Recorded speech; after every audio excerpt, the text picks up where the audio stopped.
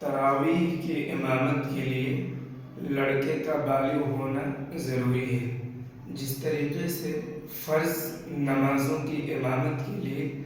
بالغ مقتدیوں کی امامت اگر کوئی شخص کر رہا ہے تو امام کا بالغ ہونا ضروری ہے، اسی طریقے سے رمضان کے مہینے میں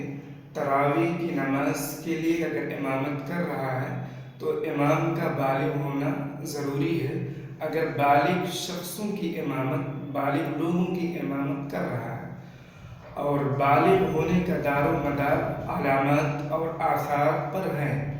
یعنی اگر بچے کے اندر علامات و آثار ظاہر ہو رہے ہیں، احتلام، انزال وغیرہ ہو رہا ہے تو بالغ شمار ہوگا اور تراویح کی امامت اس کے لیے درست ہوگی۔ اور اگر علامات و آثار ظاہر نہ ہوں تو اگر چاند کے اعتبار سے اس کے 15 سال مکمل ہو گئے ہوں تو بالغ لوگوں کی امامت درست ہوگی، اور اگر علامات و آثار ظاہر نہ ہوں تو 15 سال سے کم کا لڑکا ہے تو بالغ لوگوں کی امامت درست نہیں ہوگی۔ ہاں، اگر کوئی لڑکا ہے بالغ ابھی نہیں ہوا ہے، وہ صرف چھوٹے لوگ، نابالغ لوگوں کی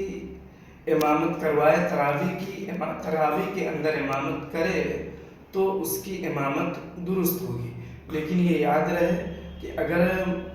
نابالغ کی امامت کروا رہا ہے تو بالغ لوگوں کی اقتدا کرنا درست نہیں ہوگا۔ خلاصہ کلام یہ ہے کہ جس طریقے سے 5 نمازوں کے لیے